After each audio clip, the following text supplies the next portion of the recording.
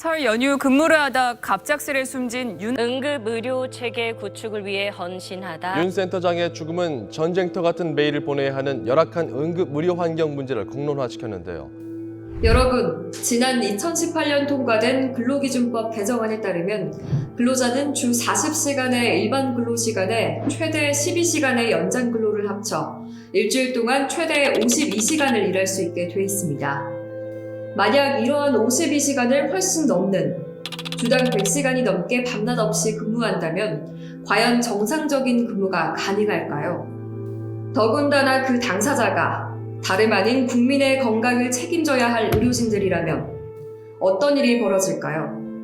휴일이나 야간에 갑자기 몸이 아파서 혹은 예기치 못한 사고로 응급실을 방문해 본 경험이 있으시죠? 그렇다면 쉴 틈 없이 일하고 있는 의료진들을 보셨을 겁니다.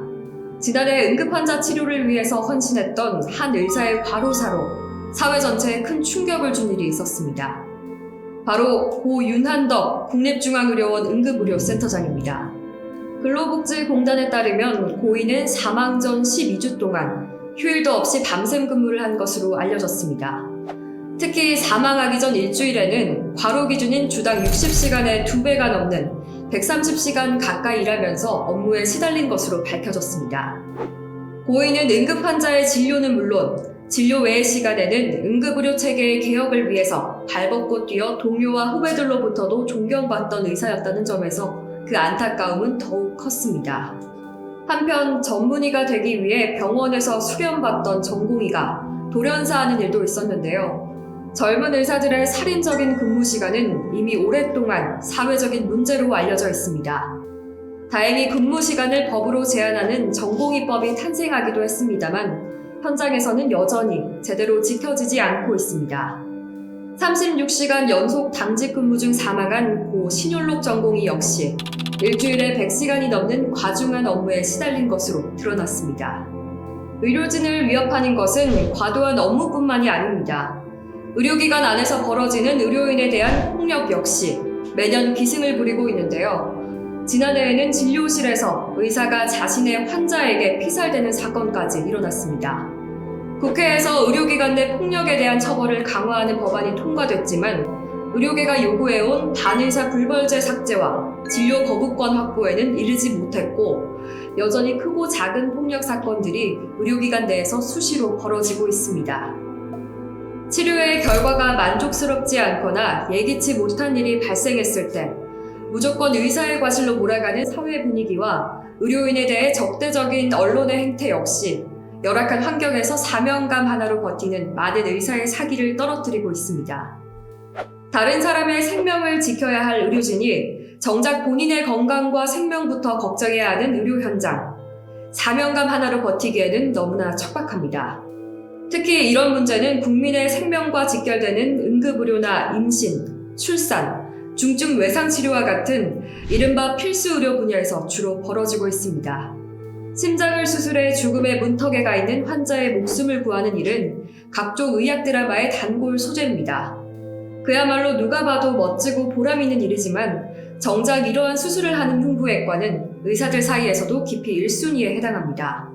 고도의 기술과 오랜 수련을 요구하는 분야임에도 그 대가가 턱없이 부족하여 만성적인 인력난에 시달리는 데다가 의료사고의 위험성도 크기 때문입니다. 대한의학회가 발표한 자료에 따르면 흉부외과 기피 현상은 2022년에는 400명 이상 늘어날 것으로 전망했습니다.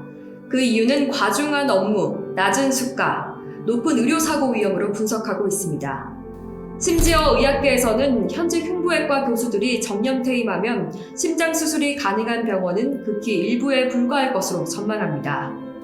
지속되는 저출산, 무엇보다 고위험 수술인 분만에 대한 낮은 의료 수가와 의료사고 위험으로 분만을 포기하는 산부인과가 늘어나고 있습니다. 정부의 통계에 따르면 분만이 가능한 의료기관은 2004년 1311곳에서 2018년 569곳으로 절반 이상 줄었습니다. 이는 서울의 대형 병원도 예외가 아닙니다. 국내 최초 여성병원으로 국내에서 가장 많은 분만 건수를 자랑하던 제1병원.